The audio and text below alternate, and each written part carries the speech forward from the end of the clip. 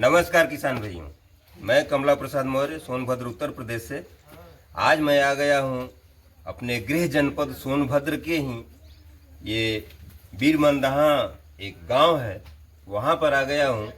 हमारे साथ हैं किसान भैया वीरेंद्र कुमार मौर्य जी, जो डेयरी फार्मिंग किए हुए हैं। तो डेयरी फार्मिंग के विषय में मैं इनसे जानकारी हासिल करूंगा और आप लोग देखेंगे, और आप लोगों को जो भी क्वेरी होगी आप लोग कमेंट सेक्शन में हमसे बताइएगा। और वीडियो शुरू करने से पहले मैं चाहता हूं कि आप हमारे वीडियो को एक लाइक कर दीजिए और मेरा चैनल टॉपर किसान को सब्सक्राइब कर लीजिए, जिससे आपको नई नई जानकारियां खेती संबंधित, डेयरी फार्मिंग संबंधित या बागवानी संबंधित आपको मिलती रहेंगी। मैं छत्तीसगढ़ से लेकर के सोनभद्र तक हर जगह से वीडियो लेकर आता रहता हूँ। तो वीडियो शुरू करते हैं। सबसे पहले मैं भैया आपका पूरा परिचय जानना चाहता हूँ। मेरा नाम वीरेंद्र कुमार मौर्य है, ग्राम बीरकला, अच्छा। लोहांडी, जिला सोनभद्र, उत्तर प्रदेश। जिला सोनभद्र। धन्यवाद।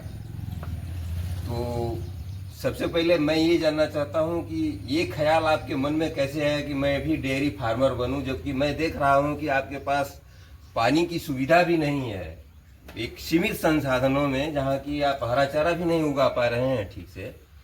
तो आपने इस व्यवसाय में आने का कैसे निर्णय किया? अब तो पानी की व्यवस्था अब नहीं है, इस साल नहीं है। अच्छा। अगले साल पानी की व्यवस्था थी। अच्छा।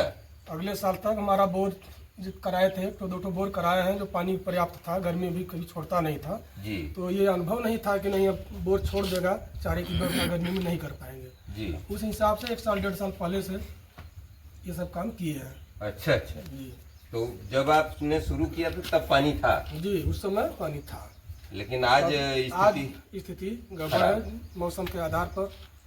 अगर बारिश होगी तो फिर बोर पकड़ लेगा। जी जी, बस 1 महीना लगभग रहता है। इसी समय टैंकर से पानी लाते हैं। हाँ। टैंकर से लाने के बाद अब इस समय मतलब बारिश थोड़ा बहुत हो गया है। हाँ। तो पानी की व्यवस्था हो जाती है। अच्छा। अब पानी की व्यवस्था हो जाती है, अब कोई दिक्कत नहीं है। अच्छा। तो और अगली बात शुरू करने की, हमारे पास 2 गाय पहले रखे थे हम। अच्छा अच्छा। और बहुत अच्छी नस्ल की थी। हाँ। 10 लीटर, 12 लीटर, 13 लीटर एक टाइम पर दूध देती थी। अच्छा, वो कौन सी वेराइटी थी आपके पास? HF की थी। HF थी? हाँ, अच्छा। HF की थी। 12 लीटर 13 लीटर दूध देती थी।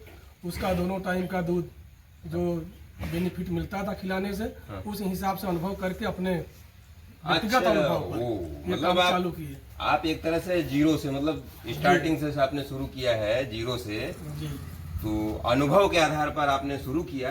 हाँ। और आज कुल मिला करके आपको कैसा लग रहा है जब आप इतना बड़ा डेयरी फार्म स्टैंड कर चुके हैं? देखिए, अब के साल जो जितना किए हैं उस हिसाब से तो हमको बढ़िया लगा। तमाम लोग हमको कहते हैं कि नहीं भैया ये गड़बड़ है, ये वो गड़बड़ है, और ये फायदा नहीं है। लेकिन जिस हिसाब से हम चल रहे हैं, हमको ना तो फायदा के सिवा नुकसान तो अभी तक समझ में नहीं आया कि नुकसान हो रहा है। जब भी है, ये अलग की बात है कि थोड़ा बहुत कहीं भी नुकसान होता है, कभी फायदा होता है। जैसे पशुओं कभी तबीयत गड़बड़ हो गया, कभी कुछ ये तो भाई जीव है तो लगा ही जाता है।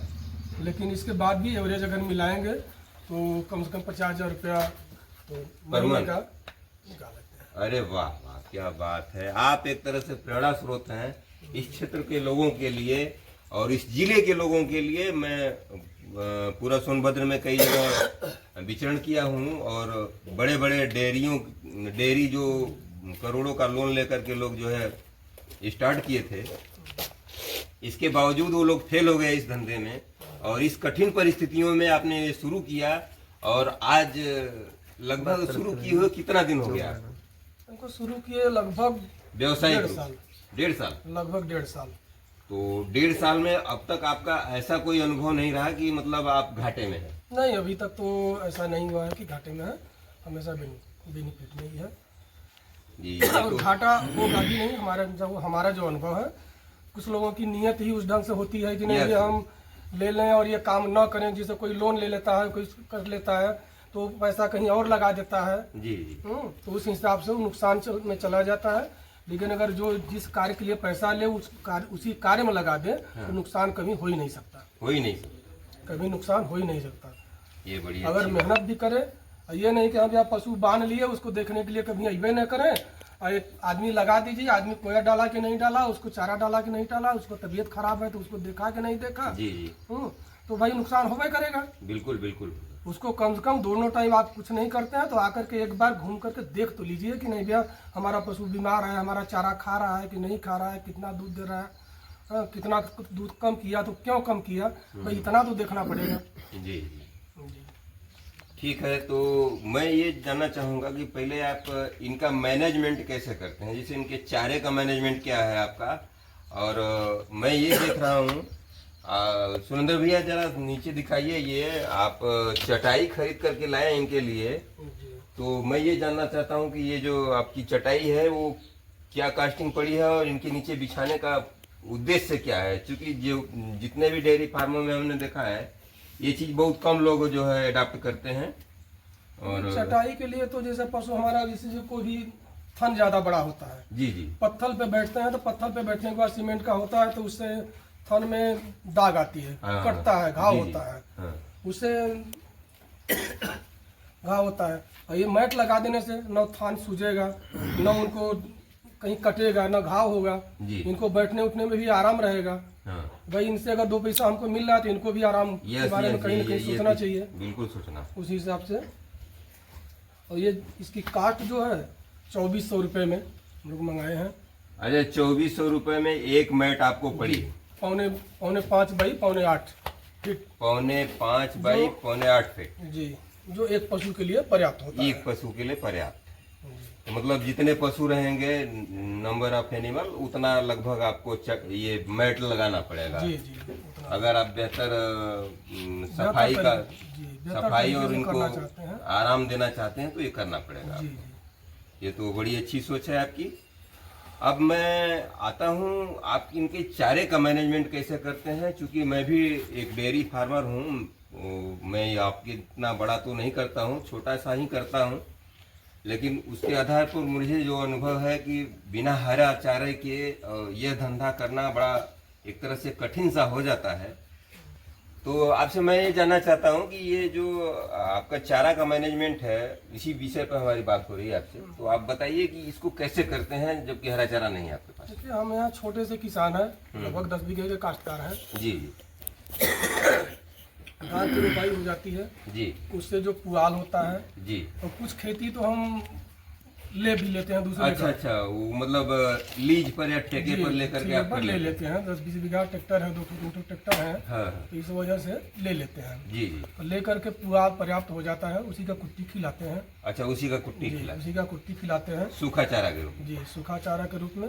दाना के रूप में उसमें जौ और गेहूँ दोनों का दरुआ पिसा करके ये देते हैं। अच्छा जी। तो इसमें खली कौन सा इस्तेमाल करते हैं आप, तीसी की या सरसों की? नहीं, अभी तक तो हम खली न तीसी का न सरसों का कोई इस्तेमाल खरीद कर नहीं लाते हैं। जो अपने घर का जो हो जाता है वही खिलाते हैं दाना के रूप में। बस वही जौ और गेहूँ। अच्छा। पशु आहार, कभी कभी पशु आहार भी देते हैं हमेशा। इधर जैसे ठंडी में होता है तो जौ का देते हैं आटा, गर्मी में कुछ होता है तो वही जौ का। ठीक है। ये मैं थोड़ा सा आपको सुझाव देना चाहूँगा कि अगर आप खली नहीं देते हैं कोई, तो आप इसमें अपने फीड में जो है राइस पालिश को ऐड कर लेंगे तो आपका फैट और वो गेन होगा। उसके साथ यदि आपको खली नहीं मिलती है या खली नहीं देना चाहते हैं तो आप जो अलसी, जिसको फ्लैक्स सीड कहते हैं, इसको ले करके आप भुनवा लीजिए। आप भुनवा करके मिक्सी में पाउडर बनवा लीजिए और इनके फीड में करीब करीब 50 ग्राम से 100 ग्राम तक आप प्रति गाय के हिसाब से जो मिल्किंग में है उनको आप देने का प्रयास करेंगे तो काफ़ी हद तक आपके फैट में सुधार होगा और एसएनएफ में भी वृद्धि होगी। तो चारे का मैनेजमेंट हो गया और ये आप नीचे जो फर्श पर इस तरह से मैट लगा करके व्यवस्था किए हैं वो काफ़ी काबिल तारीफ है। हर किसान को इस तरह से करना चाहिए। और एक बात का और ध्यान देना है कि हमारे यहाँ अक्सर देखने में आता है कि लोग पशुओं को बराबर देखते नहीं, बांध दिए तो बांध दिए, वहाँ पड़ा हुआ है। इस पोजीशन में क्या होता है, इनको एक बीमारी होती है अफरा, जिसमें कुल मिलाकर के 10 से 15 मिनट का टाइम मिलता है, उसके बाद पशु एक्सपायर हो जाता है। तो इस बात को ध्यान में रखते हुए हर समय पशु का केयर करना बहुत जरूरी है। अब मैं देख रहा हूँ कि आपका मैनेजमेंट काफ़ी अच्छा है, तो चलिए हम आपका फार्म देख लेते हैं घूम करके पहले, और किसान भाइयों को देखने को मिलेगा कि ये कितना बढ़िया मैनेजमेंट किए हैं सुविधाओं के अभाव में, जहाँ की पानी भी पर्याप्त मात्रा में नहीं है, केवल सूखा चारा पर ये डेयरी फार्मिंग का जो कंसेप्ट है वीरेंद्र कुमार मौर्य भैया का, वो काफ़ी सराहनीय है और आज भी ये प्रॉफिट में है। तो मैं ये जानना चाहता हूँ सर कि ये भैया कि ये मिल्किंग में जो जानवर हैं तो लमसम कितने पशु इस समय मिल्किंग में है आपके? लगभग 28 से 30 पशु हैं। 28 से 30 पशु मिल्किंग में है। कुल नंबर ऑफ एनिमल कितने हैं आपके पास? पूरा टोटल छोटे बड़े लेकर के होंगे 45 के आसपास। 45 के आसपास। अच्छा, तो 45 में इस समय 28 से 30 जो है मिल्किंग में। अच्छा, तो ये जो मैनेजमेंट है आपका, इसमें ये आपने मैट लगा दिया है, मैट को सफाई के लिए वही प्रेशर से पानी टुल्लू से मारते हैं? हाँ, लगा हुआ है, पाइप लगी हुई है। हाँ, इसी से आदमी आ रहा है कि पाइप लगी हुई है, तुरंत प्रेशर से मार करके साफ कर देंगे, पीछे नली है। अच्छा, ये ऊपर से जो है आप पूरा पाइप का लाइन बिछा दिए हैं ऊपर से? हाँ, और इसमें से ये अरे तो रेलवे वालों में देखते हैं इस तरह से जुगाड़ करते हैं, वो गाड़ियां धोने के लिए या पानी भरने के लिए वो व्यवस्था आपने कर रखा है। आप देख सकते हैं किसान भाइयों, उधर भी वो पाइप लगा हुआ है, नीचे ये भी लगा हुआ है कि जहाँ भी जरूरत होगी तो इस तरह से आइए तुरंत चालू करके दिखा देंगे तुरंत। अरे नहीं, वो हम महसूस कर रहे हैं। ये इधर जो है आपका गेटवाल लगा हुआ है और इस तरह से गेटवाल खोलता है आदमी और इधर से पानी निकलता है और जो है इसकी सफाई कर लेता है, या इनको पानी की जरूरत होती है तो वहाँ पानी दे लेता है, तो ये व्यवस्था हो जाती है। तो इस समय पूरा प्रोडक्शन आपके पास लगभग कितना है दोनों टाइम का मिला करके? दोनों लगभग 2.5 कुंटल। अच्छा, लगभग 250 लीटर के आसपास आपका प्रोडक्शन है। बहुत बढ़िया। तो करीब 30 एनिमल में 30 एनिमल इस समय मिल्किंग में है। और मिल्किंग में इतना करीब है आपका 250 लीटर। तो आपके गायों का आपके यहाँ मान लीजिए अमूल का फ्रेंचाइजी भी, तो मैं ये जानना चाहता हूँ कि रेट क्या पड़ता है आपके दूध का? दूध का रेट देखिए, कभी कभी तो फैट और स्नैप के चलते छोड़ देता है, कभी कभी नहीं होता तो उसमें भैंस का दूध, भैंस भी अपने पास है दूसरों। अच्छा, उसका मिला करके तब देना पड़ता है। तो उसका अगर मिला करके देंगे तो मान के चले 42 से 43 रुपये पड़ता है। अच्छा, और अगर बिना इसे अगर दे देते हैं तो 37 रुपये 38 रुपये पड़ता है। अच्छा, इसका मतलब कि अब ज़्यादातर जानवर हम देख रहे हैं कि आपके पास एचएफ है, तो एचएफ में ये सनफ और फैट थोड़ा कम होता है, तो इसको मैनेज करने के लिए किसान भाई अगर डेयरी फार्मिंग से जुड़ना चाहते हैं तो अगर आपके पास जानवर एचएफ हैं तो उसके साथ आपको या तो देसी नस्ल की या गिर या फिर थार पाकर या साहीवाल या हरियाणा नस्ल की 2-4 जानवर आपको रखने पड़ेंगे, या फिर भैंस रखना पड़ेगा 2-4। इस तरह से अगर आप मैनेज करेंगे तो बहुत ही बेहतरीन रिजल्ट रहेगा। उनका दूध अगर मिक्स कर देंगे तो एक बेहतरीन रिजल्ट आएगा।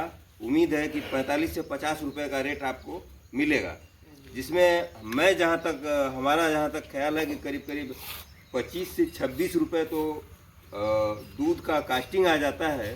तो यदि अगर हम ऐसे करते हैं कि हम केवल एचएफ रख लेते हैं तो रेट इतना कम्पिटिटिव हो जाएगा कि हम उसको मैनेज नहीं कर पाएंगे। तो जो भी देसी नस्ल आप रखते हैं, चाहे गंगा तीरी हो, यहाँ के लिए सबसे बेस्ट होती है। जो जिसकी मैं आपसे इसी विषय पर बात कर रहा था कि मतलब आप स्नैप, ये आपका फैट और ये सनफ किस तरह से मेंटेन करते हैं। तो आपने बताया कि भैंस का और HF का दोनों का मिक्स कर देते हैं तो SNF और फैट दोनों मेंटेन हो जाता है और रेट ठीक ठाक मिल जाता है। जी। तो इतना बढ़िया मैनेजमेंट करने के लिए आपको बहुत बहुत धन्यवाद। आपने हमारे किसानों के लिए एक तरह से प्रेरणा स्रोत के रूप में आपने ये धंधा शुरू किया है, आपने ये काम शुरू किया है। और हमारे जो खेती में वेस्ट होते हैं, जो एक तरह से एकदम बर्बाद होने वाली चीज़ें हैं, जैसे पुआल हैं, अक्सर पहले के ज़माने में लोग फूंक दिया करते थे या जला दिया करते थे, तो उसका सदुपयोग भी हो जाएगा। और आपको यह भी एक तरह से पुण्य का काम है कि आप दूध का उत्पादन करके हमारे देश की प्रगति में आप भागीदार बन रहे हैं। तो आप जिन कठिन परिस्थितियों में डेयरी फार्म शुरू करके और किसानों के प्रेरणा स्रोत बने हुए हैं, इसके लिए भी आपको धन्यवाद। आपने हमारे किसानों के लिए समय निकाला, इसके लिए आपको बहुत बहुत धन्यवाद। और मैं किसान भाइयों से यही उम्मीद करूंगा कि इसी तरह से, मतलब ज़रूरी नहीं है कि आप 150 पशु रखें, 2-4 पशुओं से भी अगर आप शुरू करना चाहते हैं तो डेयरी फार्मिंग में आ सकते हैं। लेकिन इस बात का पूरा ध्यान रखेंगे कि यदि मान लीजिए आपके पास कहीं भी अमूल का सेंटर है या फिर किसी ऐसी डेयरी का सेंटर है जो प्रतिष्ठित है, जैसे पराग है, इन लोगों का अगर सेंटर है तो वहाँ पर दूध, फैट और SNF के हिसाब से ये लोग लेते हैं और रेट अच्छा मिलता है। लेकिन फैट और SNF को मेंटेन रखने के लिए वीरेंद्र भैया ने जो ट्रिक बताया, उस ट्रिक को फॉलो करना बहुत ही आवश्यक है। अगर आप फॉलो करेंगे तो निश्चित रूप से डेयरी फार्मिंग फायदे का धंधा साबित होगा। मैंने देखा कि वीरेंद्र भैया ने हर पशु का बीमा करवा रखा है, सबकी टैगिंग हो रखी है प्रॉपर तरीके से। अगर कोई समस्या भी आई, कोई मोर्टेलिटी भी हुई, तो आपको कोई नुकसान नहीं होने वाला है। अगर इस तरह से आप हर पहलू पर ध्यान देते हुए, जैसे मैट है और फार्म का प्रबंधन है, लेबर मैनेजमेंट है, अगर लेबर की ज़रूरत नहीं है, आप अपने हाथों से करना चाहते हैं तो भी आप इसको कर सकते हैं। और गांव घर में रह करके इससे बढ़िया बिजनेस मेरे को कोई समझ में नहीं आता कि आप अपने घर पर रह करके और अर्निंग कर सकें। तो ठीक है किसान भाइयों, आपने देखा। अगर आपकी कोई भी क्वेरी होगी तो आप हमारे व्हाट्सअप नंबर हमने डिस्क्रिप्शन में दे रखा है, आप हमारे व्हाट्सअप नंबर पर व्हाट्सअप कर सकते हैं। किसी भी समस्या के लिए मैं कोशिश करूंगा कि आपकी समस्या का समाधान हो जाए, और इसीलिए मैं लगातार प्रयास में हूं। तो आप वीडियो में यहाँ तक बने रहे, इसके लिए आप सब लोगों को बहुत बहुत धन्यवाद। और इसी के साथ मैं इस वीडियो को समाप्त करता हूँ। नमस्कार, धन्यवाद, जय भारत।